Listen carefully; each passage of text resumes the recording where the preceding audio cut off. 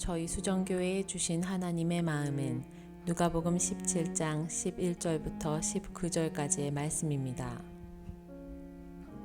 예수께서 예루살렘으로 가실 때에 사마리아와 갈릴리 사이로 지나가시다가 한 마을에 들어가시니 나병 환자 10명이 예수를 만나 멀리 서서 소리를 높여 이르되 예수 선생님이여 우리를 불쌍히 여기소서 하거늘 보시고 이르시되 가서 제사장들에게 너희 몸을 보이라 하셨더니 그들이 가다가 깨끗함을 받은지라. 그 중에 한 사람이 자기가 나은 것을 보고 큰 소리로 하나님께 영광을 돌리며 돌아와 예수의 발 아래 엎드려 감사하니 그는 사마리아 사람이라. 예수께서 대답하여 이르시되 10사람이 다 깨끗함을 받지 아니하였느냐? 그 9은 어디 있느냐? 이 이방인 외에는 하나님께 영광을 돌리러 온 자가 없느냐 하시고 그에게 이르시되 일어나 가라.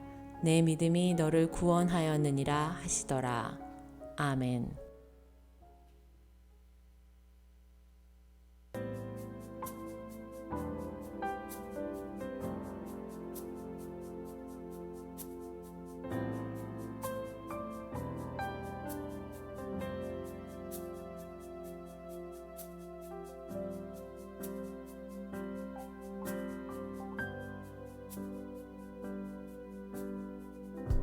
하늘보다 높으신 주 사랑, 바다보다 넓으신 주 사랑, 나를 향한 크고 높으신 사랑, 헛되고 헛된 그 모든 것 내게서 멀리 거두셨네.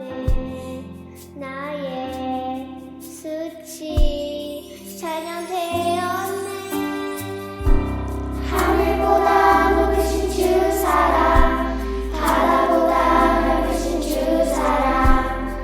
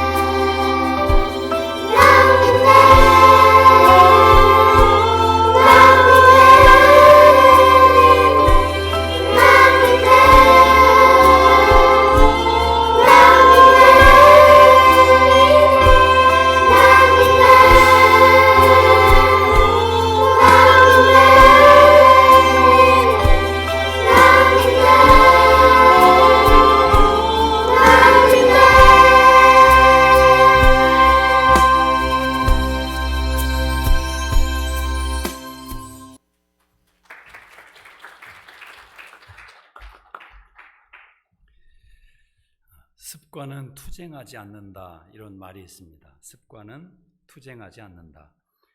습관은 자연스러운 거죠. 그래서 의외로 짜내는 것이 아닙니다. 인생의 승패는 습관에 의해서 결정된다 해도 과언이 아닙니다. 좋은 습관 많이 형성해 가고 또 나쁜 습관을 잘라내는 것이 인생 성패에 아주 중요한 결정이 됩니다. 우리 자녀들을 기를 때 많은 것을 해주려고 부모들이 노력하지만 습관을 만들어주는 것도 참 중요합니다.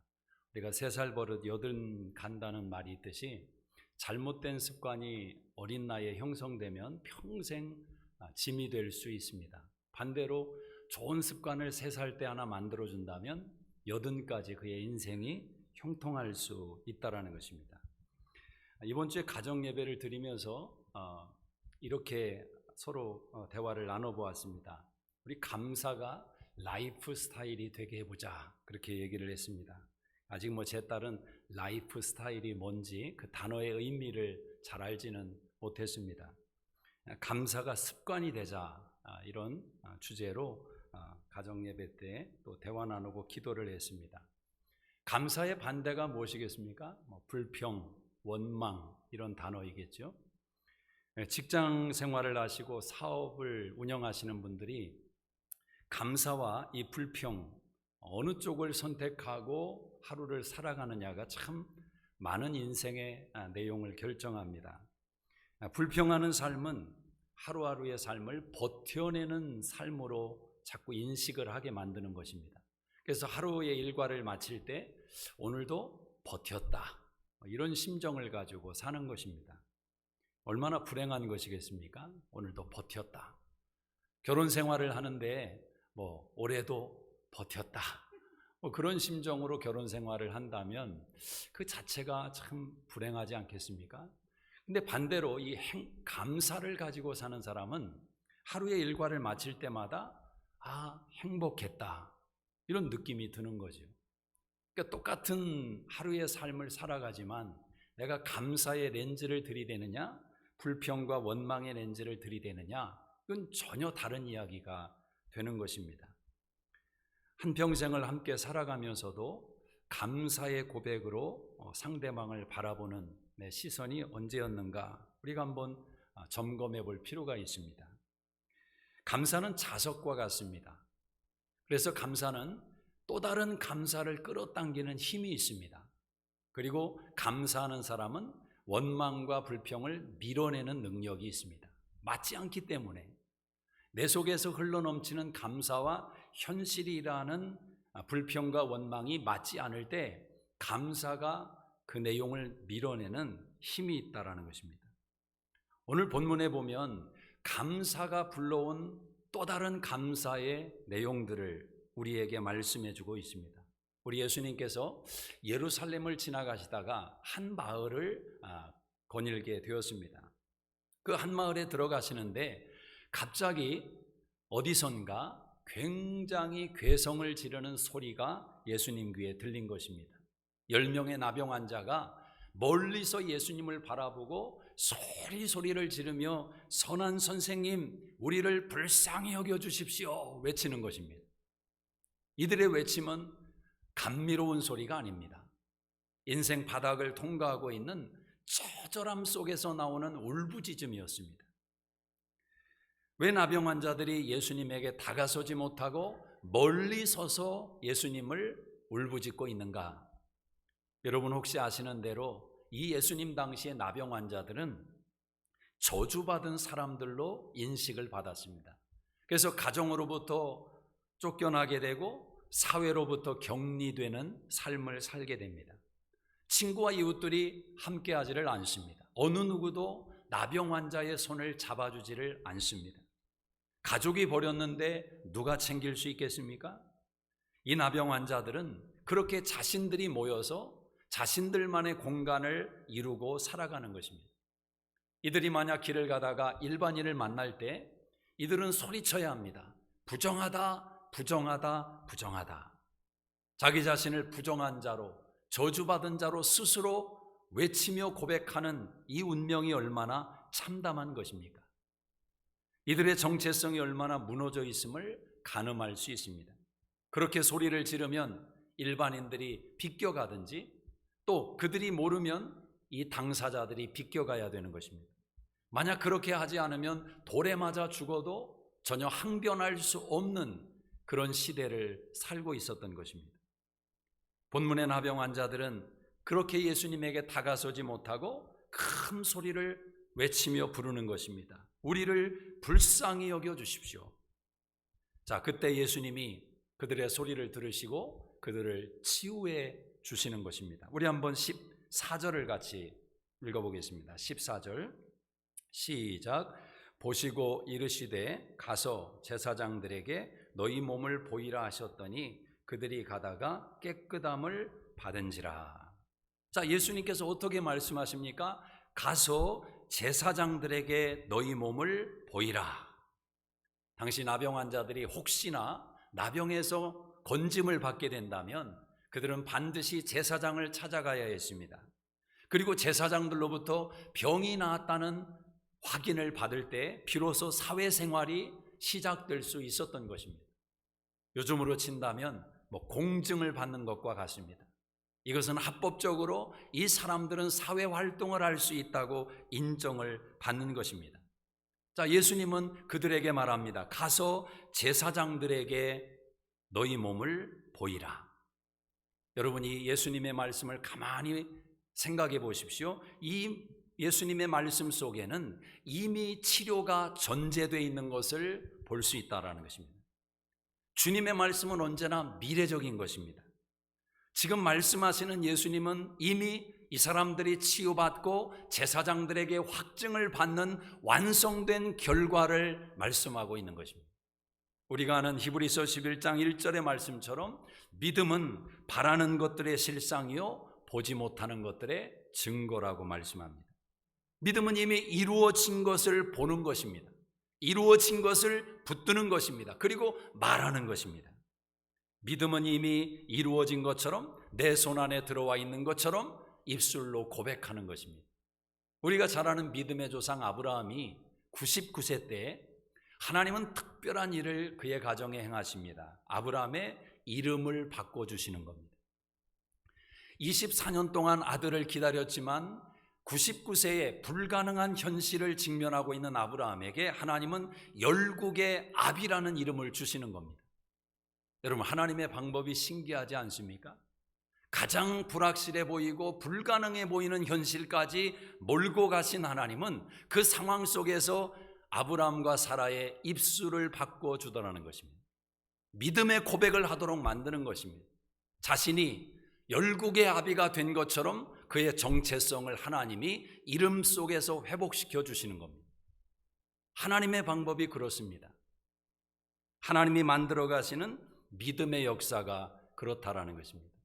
혹시 여러분 최근에 여러분의 입술에서 여러분의 말 속에서 대화 속에서 이전에 하지 않았던 말들이 나오고 있는 것을 느끼십니까?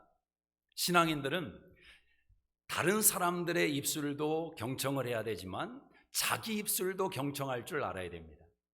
평소에 하지 않았던 말이 내 입에서 자꾸 나갈 때 그것이 부정적이라면 빨리 회개해야 되죠. 그러나 그것이 긍정적이고 소망적인 내용인데 이상하게 나도 모르게 마음속에서 자꾸 고백되고 대화할 때 식탁 위의 주제로 그런 이야기들이 거론된다. 그 말을 잘 살펴야 된다는 거죠.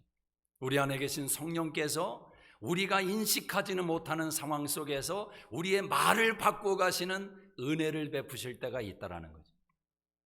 오늘부터 여러분의 입술에 믿음의 열매가 맺히기를 주의 이름으로 축복합니다. 여러분, 매일매일 살아가는 삶 속에서 다른 건 몰라도 여러분의 입술을 통해서 많은 축복을 심으시기를 주의 이름으로 축복합니다. 나는 하나님께 복을 받은 자다. 주님이 보실 때 나는 보배롭고 존귀한 자다. 하나님이 함께 하시니 나는 무엇이든지 할 수 있다. 하나님의 은혜가 나에게 머물고 있다. 이 고백을 계속해서 반복해서 드려야 됩니다. 이 나병 환자들은 그들의 입술로 무슨 고백을 하는 것입니까? 나는 부정하다, 나는 부정하다, 나는 저주받은 자다. 이런 고백을 드리며 지금까지 살아온 것입니다. 그들의 정체성과 사고와 생각이 온통 저주와 부정으로 가득 차 있지 않겠습니까? 근데 오늘 이들이 자신들도 모르게 예수를 바라보는 순간 예수님 우리를 불쌍히 여겨주십시오 고백하고 말았습니다. 여러분, 이 고백은 의도된 고백이 아닙니다. 이 사람들 속에 긍휼을 베푸시는 하나님의 은혜가 임했기 때문에 이 사람들이 지금 예수님을 찾고 부르고 있는 것 아니겠습니까? 우리를 불쌍히 여겨달라고. 그 고백 속에는 이미 치료받은 은혜가 전제되어 있다라는 것입니다. 대부분의 사람들은 부정의 마인드를 가지고 살 때가 많습니다. 똑같은 입술인데 그렇게 말하지 않아도 되는데 말이 부정적으로 나간단 말입니다. 여러분, 자녀를 사랑하지 않는 부모는 없습니다. 그러나 요즘 시대는 그렇지 않지만 우리 어른 세대에서는 자녀를 사랑하면서도 참 부모님들이 말을 잘못 씹는 경우가 많았습니다. 축복을 하지 못하고 화가 나면 그 화를 주체하지 못하고 쏟아붓는 것입니다. 빌어먹을 놈, 나가 죽어라. 굉장히 무서운 말인데 그 말이 어떤 의미를 감당하는지를 깨닫지 못하고 쏟아붓는 거죠. 여러분, 말이라는 것은 화가 날수록 내 감정을 주체하기 어려울수록 입술을 지켜야 됩니다. 왜냐하면 말을 해놓고 나면 반드시 주워 담을 순간이 오는 것입니다. 그러나 말은 주워 담을 수가 없습니다. 이미 쏟아진 물은 담을 수가 없습니다. 그래서 이 말을 지키는 것이 그렇게 중요한 것입니다. 축복을 아끼지 마십시오. 마음껏 축복하십시오. 하나님이 함께 하시니 너는 많은 자들에게 유익한 자가 될 것이다. 복된 자가 될 것이다. 그 정체성이 스며들도록 하셔야 됩니다. 저는 주일학교를 다닐 때 어른들로부터 이런 이야기를 자주 들었습니다. 장표는 커서 목사님 되라. 장표는 목사님 되라. 목사님 되라. 저희 어머니는 전혀 노발대발이신데 주변의 목사님들도 또 어르신들도 그런 이야기를 자주 했습니다. 그래서 제가 초등학교 5학년 때 부흥회에 참석했다가 제가 개인적으로 누구의 어떤 가이드가 아니라 말씀을 듣는 과정 속에서 하나님, 나도 저런 목사님 되게 해주세요 서원했습니다. 여러분, 하나님이 부르시는 서원은 그런 것 같더라고요. 그때부터 제가 신학교에 들어가는 순간까지 제 내리 속에서 나는 목사가 돼야 된다는 생각이 떠나본 적이 없습니다. 물론 고등학교 때 잠깐 살짝 생각이 비껴간 적은 있습니다. 집안의 형편을 보면서 돈을 좀 벌어야 되겠다, 그런 생각을 갖고 목사가 되는 것을 조금 미뤄야 되겠다, 안 한다는 생각, 안 할 것이라는 생각은 단 한 순간도 한 적이 없습니다. 나는 좀 돈을 벌다가 40이 가까우면 목사가 되겠다, 그런 생각을 살짝 해봤던 적은 있습니다. 그러나 하나님께 드렸던 그 소원은 한순간도 기억에서 떠난 적이 없습니다.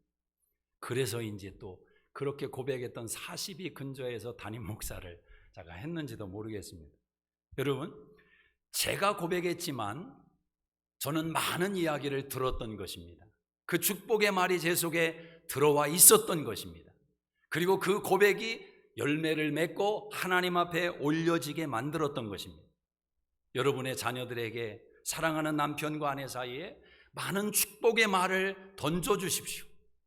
아니, 같이 살아갈 사람인데 도장 찍을 것도 아니면서 왜 그런 말을 하면서 사십니까? 왜 그렇게 못된 말을 심으면서 사십니까? 인생이 너무너무 어리석은 거예요. 너무 화가 나거들랑 그냥 잠이나 자십시오. 말을 쏟아부으면 안 됩니다. 가장 소중한 사람들에게 가장 소중한 말을 심어야 됩니다.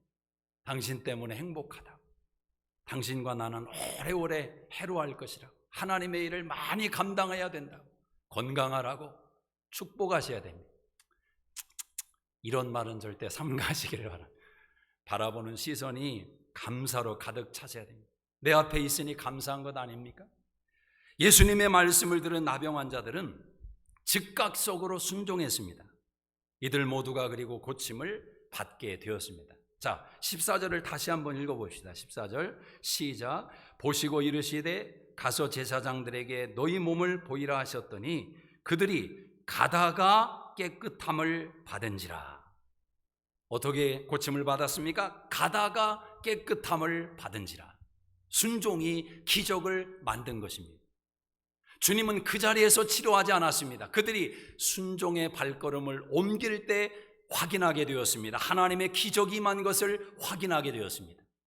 믿음의 역사는 그렇습니다. 믿음으로 순종의 발을 떼는 순간 여러분의 눈으로 기적을 목격하게 될 것입니다. 그러나 우리의 연약함은 언제나 하나님께 때를 씁니다. 보여주십시오. 가겠습니다. 보여주십시오. 하겠습니다. 믿음의 역사가 아닌 것입니다. 하나님의 믿음의 역사는 믿음을 붙들고 비록 풍랑이 있는 바다이지만 베드로가 발을 뗄 때 물 위를 걷는 기적을 경험하는 것입니다. 이 하나님의 원리를 절대로 잊으시면 안 됩니다. 순종이 가다가 깨끗함을 얻었습니다. 자, 이 상황 속에서 특별한 상황이 벌어지고 있습니다. 그것이 무엇입니까? 그 중에 한 사람이 예수님께 달려갑니다.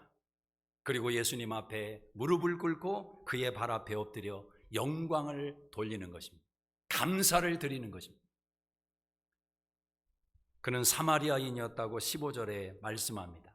여러분, 성경이 사마리아인이었다는 말을 굳이 기록하고 있는 것은 의도적인 것입니다. 사마리아라는 지역은 이스라엘 북쪽과 남유다 중간에 끼어 있는 지역입니다. 아수르가 이스라엘을 점령했을 때 아수르는 이스라엘의 정체성을 빼앗기 위해서 혼혈 정책을 사용했습니다.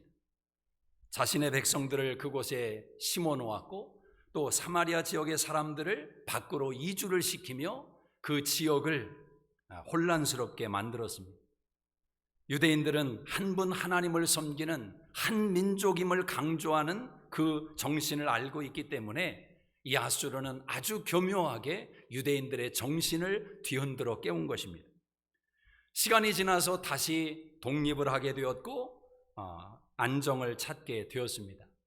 그러나 그때부터 북이스라엘과 남유다 쪽에서 이 사마리아 지역의 사람들을 바라보는 시선은 곱지 않았습니다. 우리와 다르다. 저 사람들은 우리의 피가 아니라 다른 사람들의 피가 섞여 있는, 이방인의 피가 섞여 있는 사람들이다. 그들을 조롱하고 무시하고 외면하기를 시작했습니다. 그 사마리아 지역을 통과할 때도 굳이 다른 곳으로 돌아가는 사람들도 생겼습니다. 요한복음 4장에 보면 예수님이 사마리아 여자에게 물을 달라고 할 때 이렇게 고백하지 않았습니까? 나는 사마리아 여자인데 왜 나에게 물을 달라고 하십니까?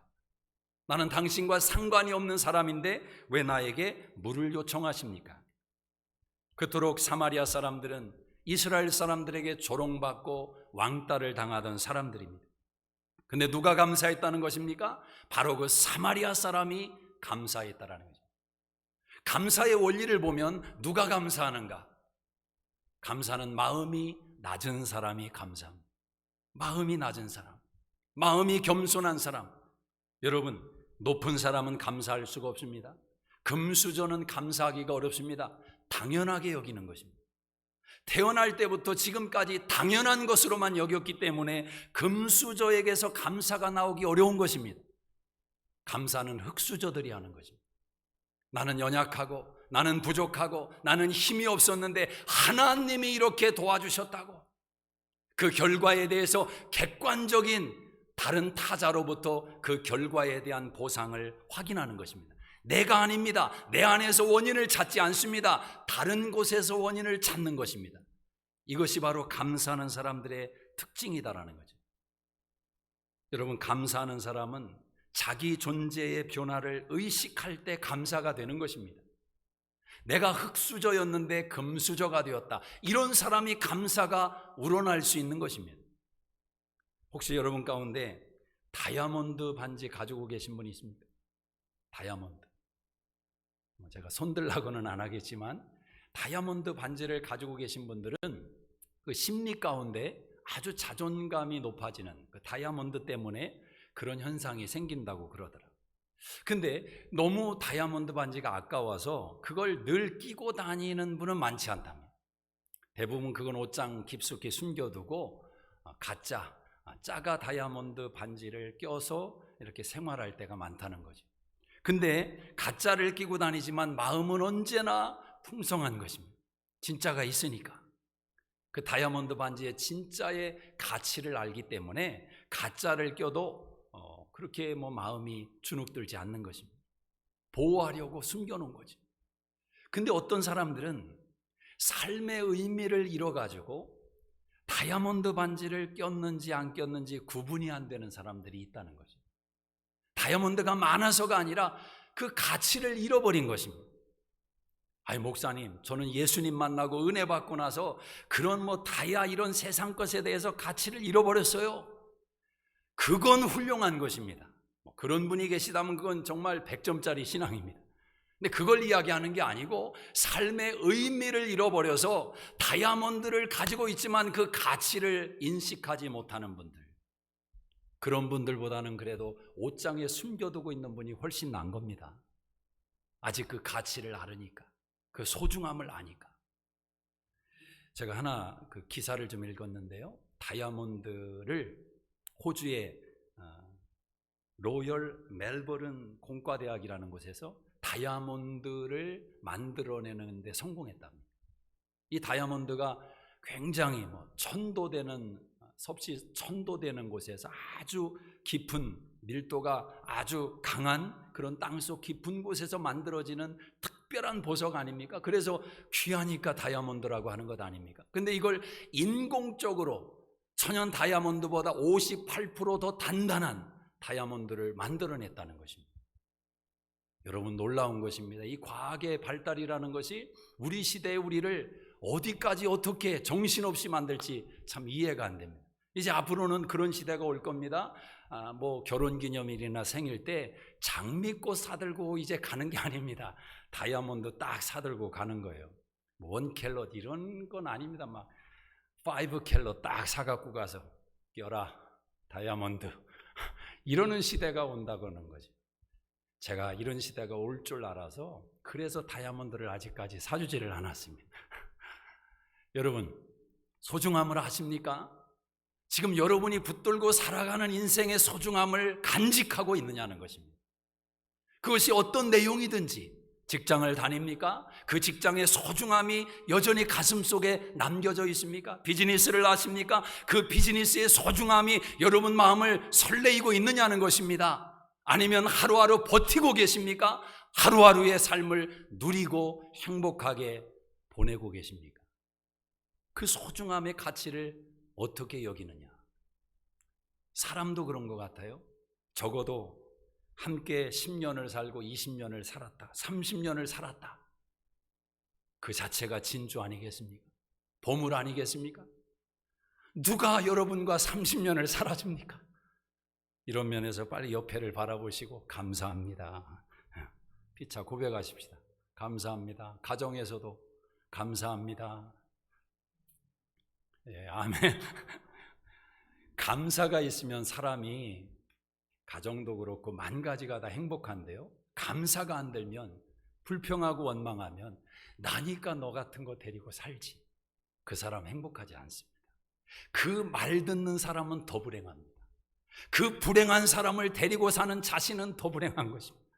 그러니까 이게 악순환의 악순환이 되는 거예요. 내가 말로 불행을 심고 상대방이 불행해지고 그 불행한 사람과 사는 내가 또 불행해지고 계속 돌고 도는 것입니다. 소중함을 간직하셔야 됩니다. 나와 함께 보낸 세월을 생각할 때 소중하다, 이 가치를 기억하는 은혜가 있어야 된다라는 것입니다. 오늘 예수님께서 10명 가운데 모든 사람을 고치셨습니다. 그런데 한 사람이 예수님께 나왔습니다. 근데 예수님이 좀 섭섭하셨던 것 같아요. 자, 17절을 한번 읽어봅시다. 17절 시작. 예수께서 대답하여 이르시되 10사람이 다 깨끗함을 받지 아니하였느냐? 그 9은 어디 있느냐? 9은 어디 있느냐? 자, 예수님이 물으시는 이 물음은 장소에 대한 물음이 아닙니다. 온 우주 만물의 주인이신 하나님이 그들이 어디 있는지를 몰라서 묻고 있는 것이 아닙니다. 그들의 감사가 어디 있느냐?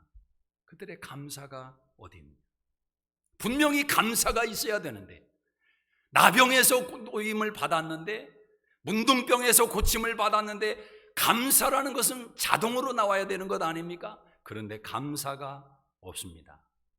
그 감사를 묻고 있습니다. 여러분, 예수님의 이 무릎은 오늘 우리를 향한 물음일 수 있다라는 거죠. 에베소 2장 1절에 허물과 죄로 죽었던 너희를 살리셨도다. 로마서 3장 23절에 모든 사람이 죄를 범하였음에 하나님의 영광에 이르지 못하더니, 우리의 멸망은, 우리의 종국은 멸망이요 사망이요 죽음 아니었습니까? 그런데 하나님이 예수님을 이 땅에 보내시고 우리 죄를 위하여 십자가에 달려 죽으시고 사흘 만에 살려내시고 부활케 하셔서 하늘 보좌에 예수님을 앉히셨습니다. 그 이름을 믿는 자마다 영생을 얻는 생명의 길을 우리에게 주셨습니다.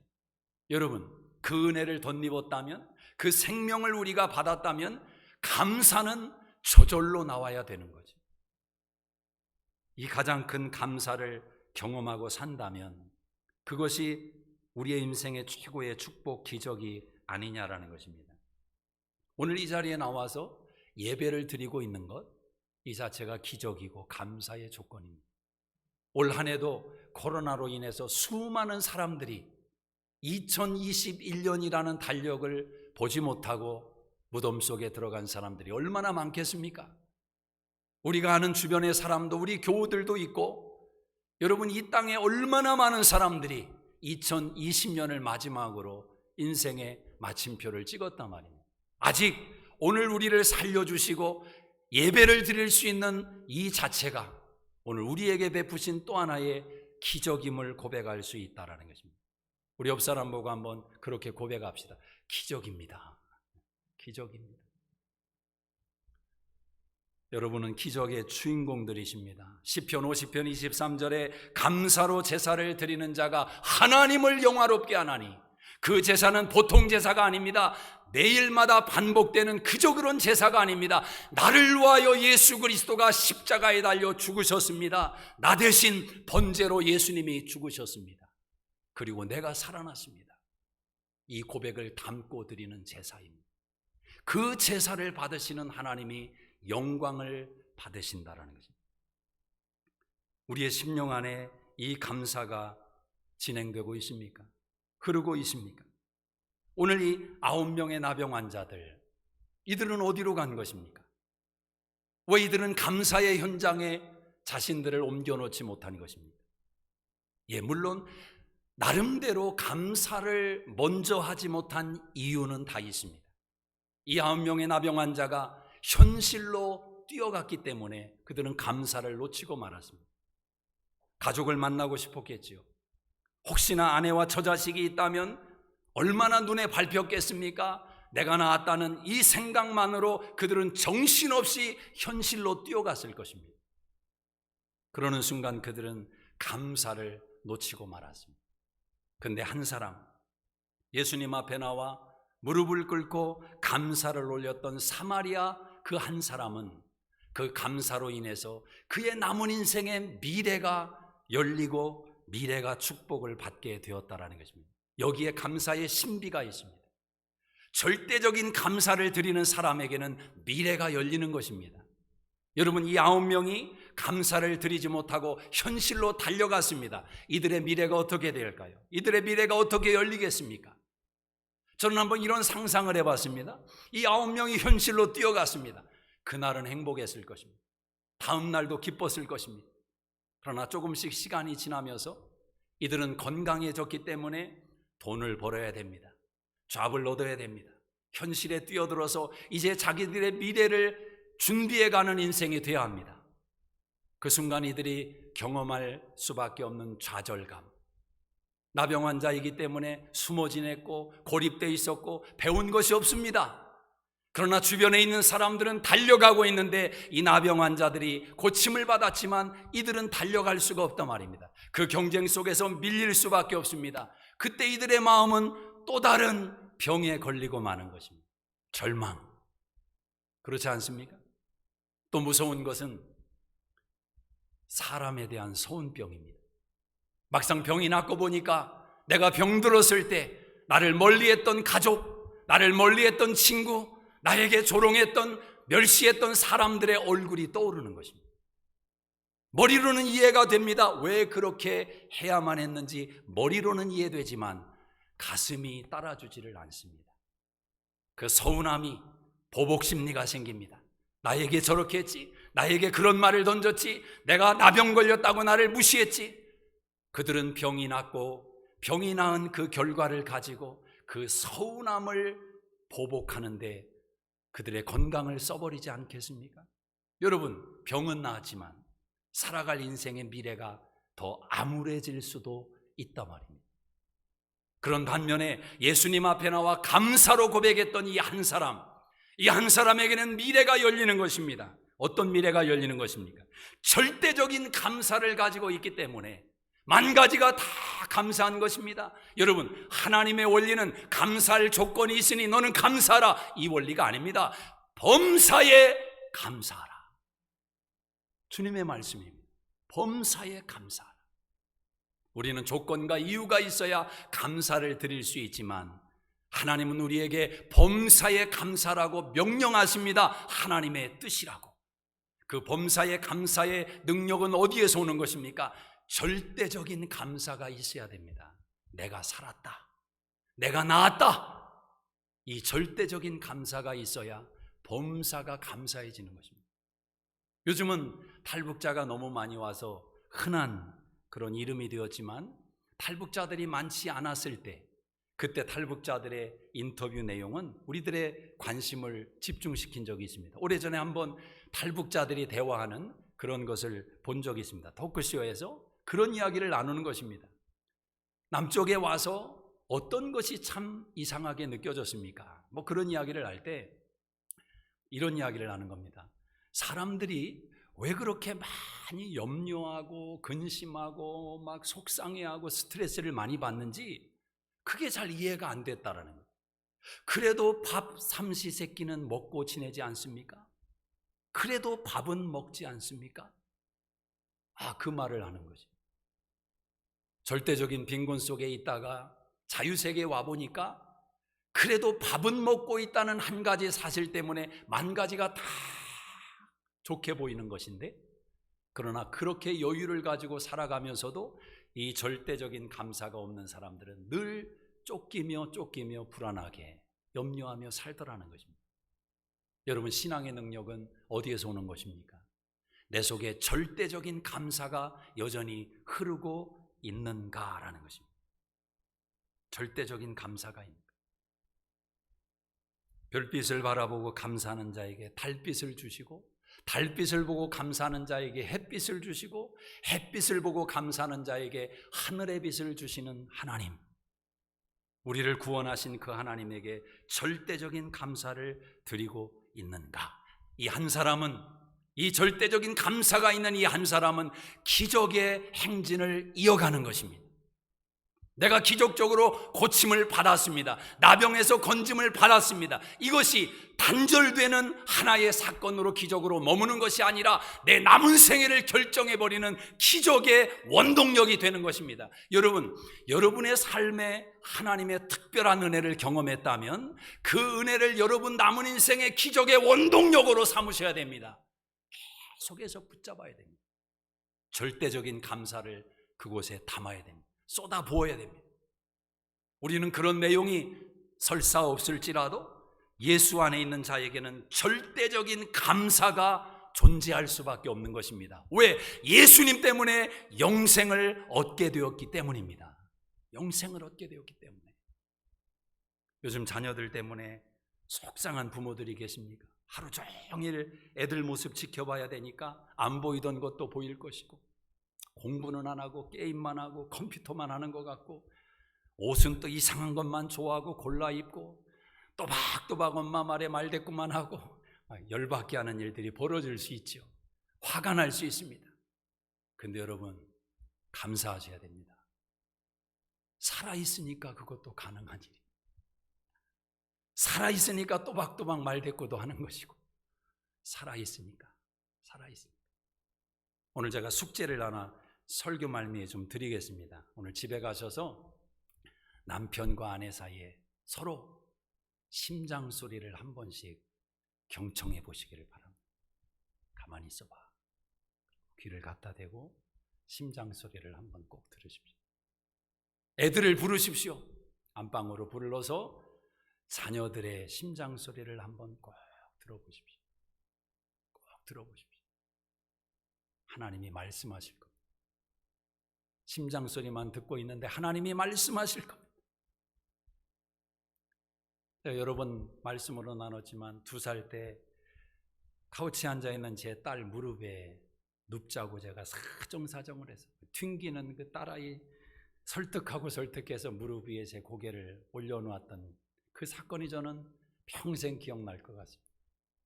딸아이 눈과 제 눈이 거의 이 정도 손 한마디 정도 마주보고 서로 웃고 있었고, 제 귀는 딸아이의 심장 소리를 듣고 있고,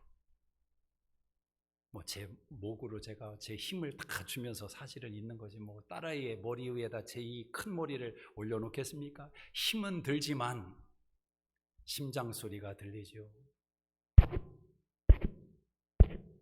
눈은 딸아이를 마주보고 있죠. 저는 그때 영혼을 맛보았습니다. 이야, 좋다. 살아있기 때문에. 하박국 선지자의 고백을 아실 겁니다. 무화과나무 잎이 마르고 포도 열매가 없고 감람나무에 소출이 없고 밭에 식물이 없고 우리의 양이 없고 외양간에 송아지가 없을지라도 나는 구원의 하나님으로 인하여 기뻐하리로다. 주 여호와는 나의 힘이시라. 나의 발을 사슴과 같게 하사 나를 나의 높은 곳으로 뛰어다니게 하시는도다. 이 추수감사절에 다시 한번 이 절대적인 감사를 회복하신다면 여러분의 다리에 큰 힘이 생길 것입니다. 그래, 맞아. 인생 살만하지, 행복하지. 주님 앞에서는 그날까지 달려가는 것입니다. 감사. 기도하겠습니다.